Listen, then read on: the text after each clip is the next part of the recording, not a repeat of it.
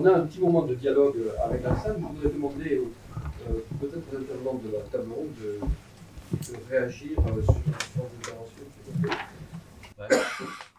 Tout d'abord, merci, parce qu'il y a eu un retour assez important, et donc ça nous permet d'avoir une photographie assez exhaustive de ce que vous pensez, vous, dans les établissements en matière de prévention. Il y a un chiffre qui m'a marqué, hein, c'est les 99% qui estiment que l'hôpital est un acteur de prévention. Ça, c'est extrêmement favorable. Je ne suis pas sûr qu'il y a encore quelques années, l'hôpital, spontanément, se serait positionné comme un acteur de prévention. Après, on voit bien qu'il y a nécessité de structurer en interne à l'hôpital une réponse en matière de prévention, et j'ai remarqué que vous souhaitiez repérer un coordonnateur qui puisse être en quelque sorte un peu un ensemblier de la prévention au sein de vos établissements. J'ai tendance à penser que soit intramuros, soit extramuros, quand on est dans une dynamique de GHT, bien sûr, il faudra peut-être avoir un coordonnateur, mais à l'instar de la qualité, de la sécurité, ou d'autres actions transversales, ça doit être, me semble-t-il, un axe fondamental, intégré du projet d'établissement. Il y a peut-être une réflexion qu'on pourrait avoir, les uns et les autres, de savoir si au fond la prévention... Non, mais est-ce que vous contractualiseriez avec un établissement et pas uniquement avec des acteurs? Alors, je poursuis sur l'intramuros.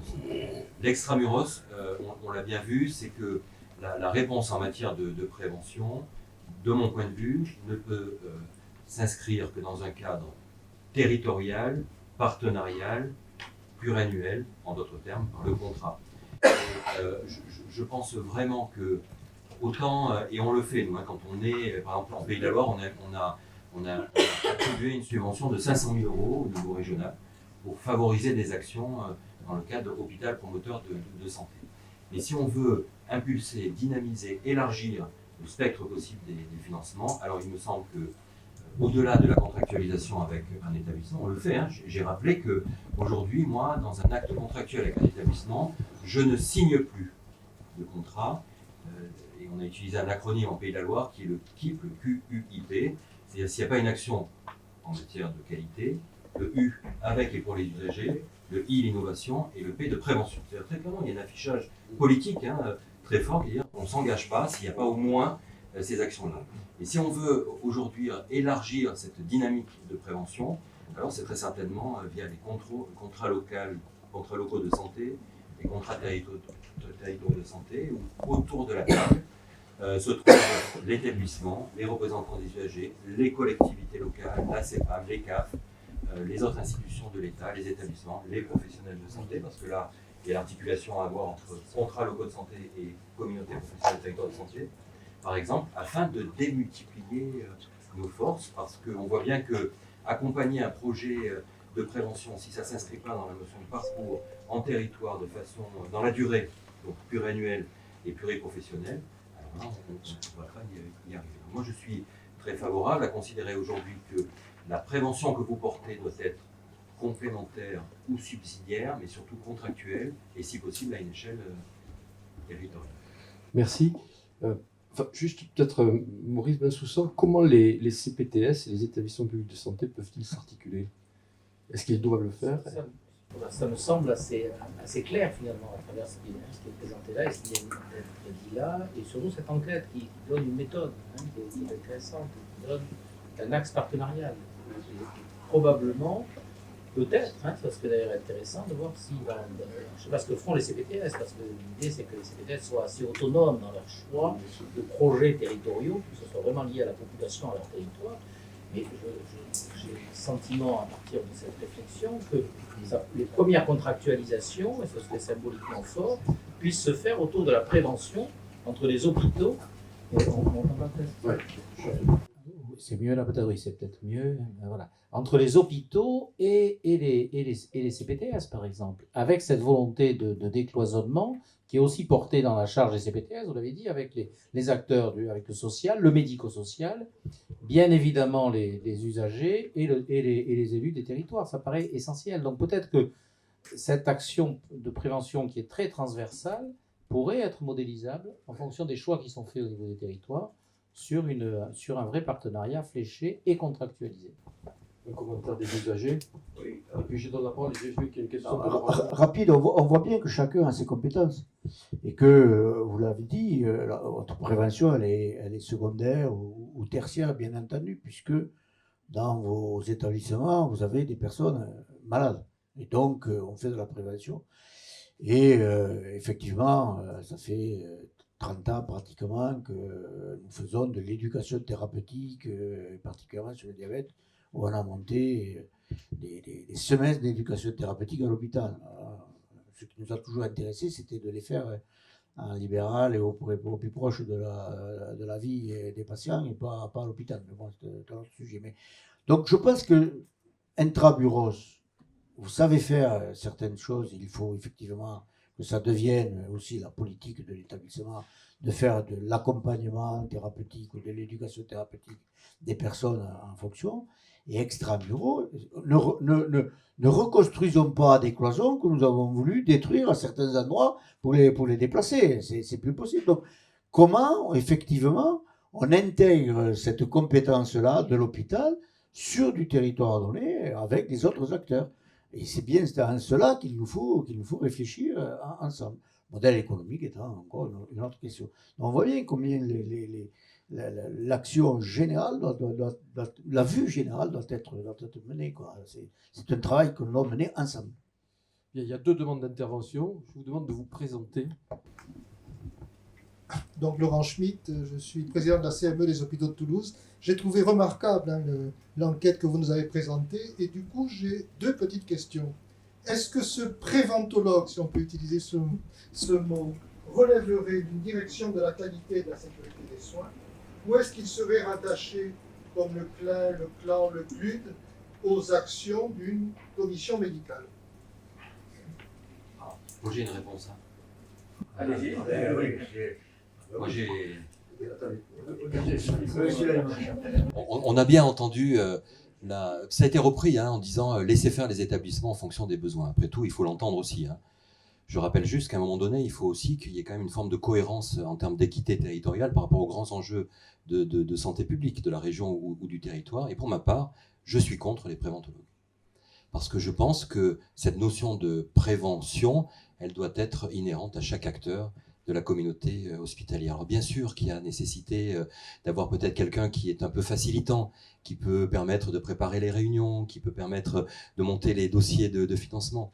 Mais si on commence aujourd'hui à créer des référents, le référent qualité, le référent sécurité, le préventologue, et que sais-je, alors on risque de ne pas distiller, infuser une culture de la prévention auprès de chaque acteur de la communauté hospitalière et du territoire. Donc je comprends cette notion de facilitant. Créer un préventologue, c'est prendre le risque, à nouveau, que le pôle de santé publique soit au bout du couloir.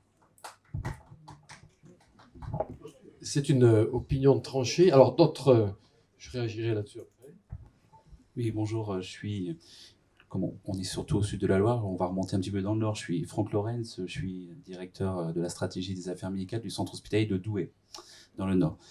Je souhaitais vous parler puisque à la fois nous sommes un des 5 territoires pionniers du projet de responsabilité populationnelle de la FHF, mais simplement une petite concrétisation, c'est qu'une expérience qui a 5 ans d'un offreur de soins qui s'est engagé fortement dans la prévention.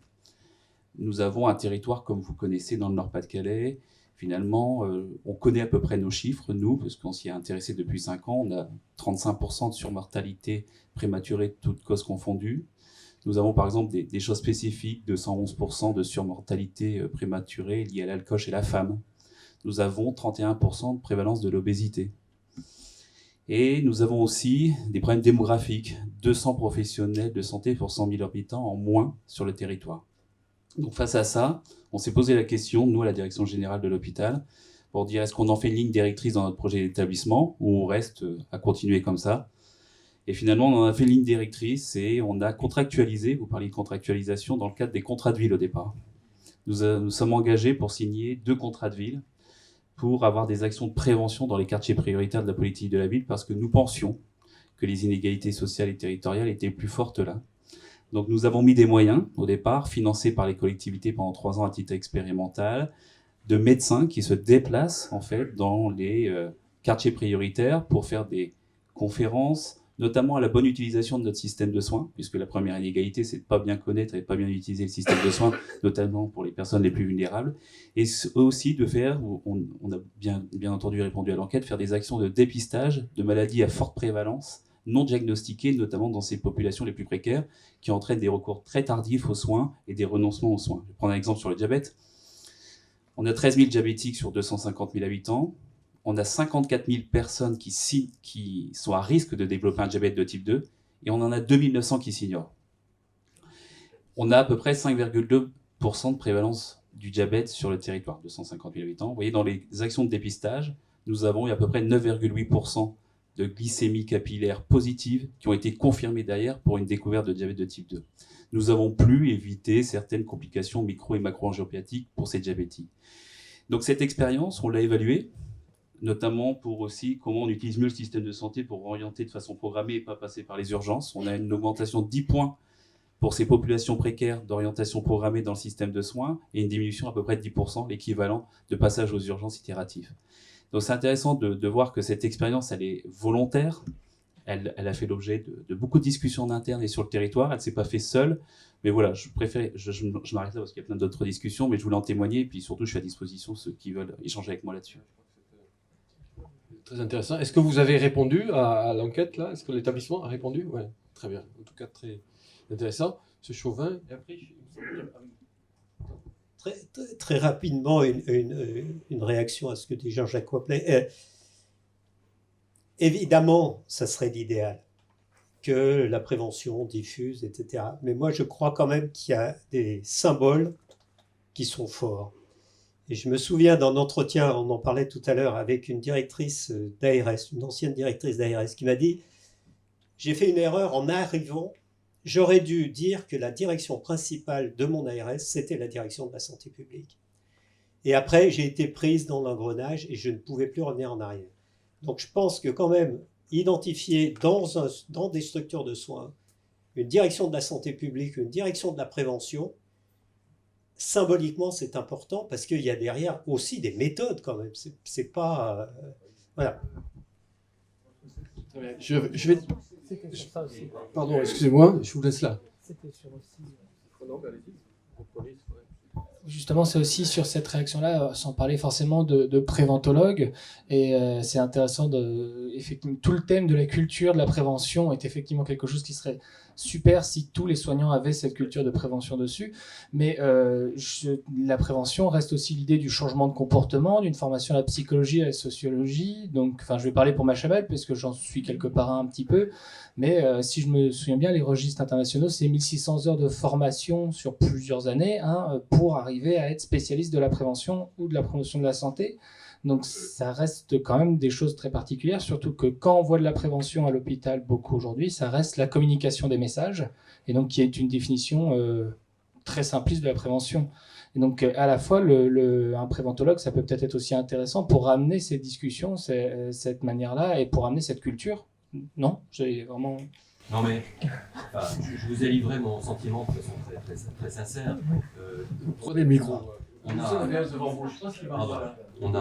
vous ai livré mon sentiment de façon très, très sincère, et évidemment ça peut faire débat, surtout dans ce temps-là où le virage est en train d'être pris, et effectivement ce type de fonctions peuvent être facilitants.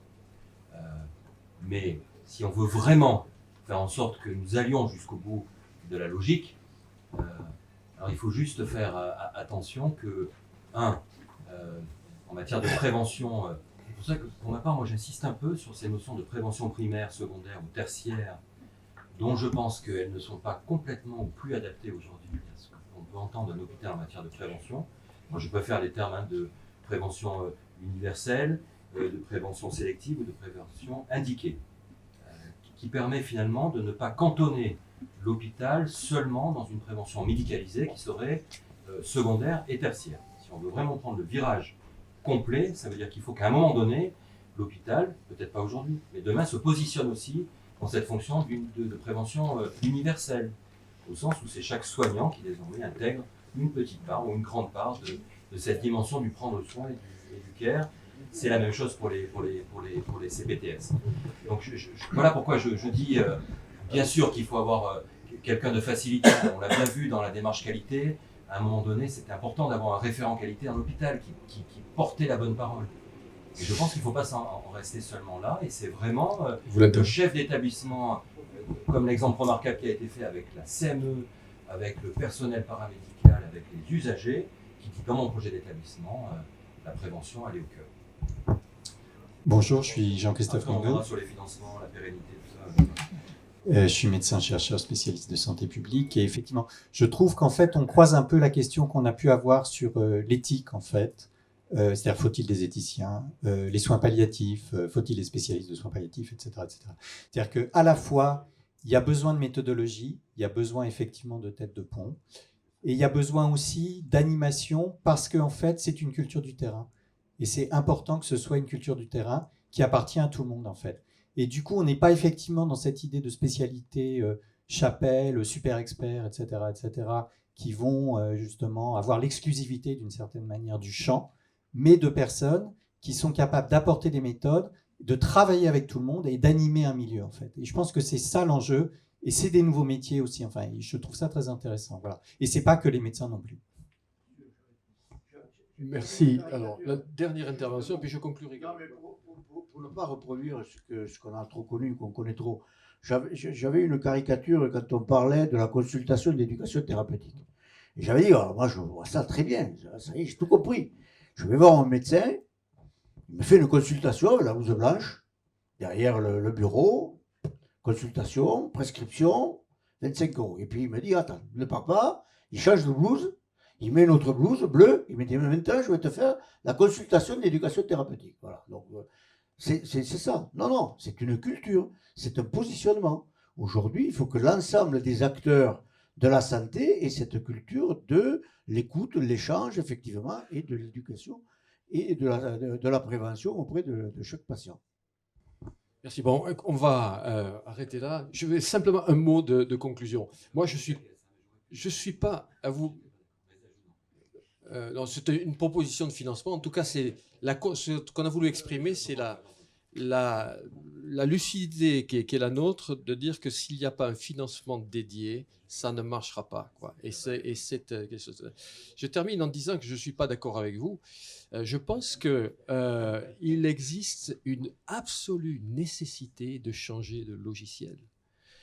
Vous l'avez très bien dit, Franck, en début d'intervention, nous sommes à la croisée des chemins. S'il n'y a pas un signe fort, structurel, au sein des établissements, je pense que ça ne marchera pas. Alors ça peut être, je ne sais pas si c'est un préventologue ou quelle est la structure qu'il faut mettre, mais s'il n'y a pas une structure coordinatrice capable de créer une dynamique d'ensemble, nous on est convaincus que ça ne marche pas. On arrête là, on change de table ronde. Merci messieurs. Merci beaucoup.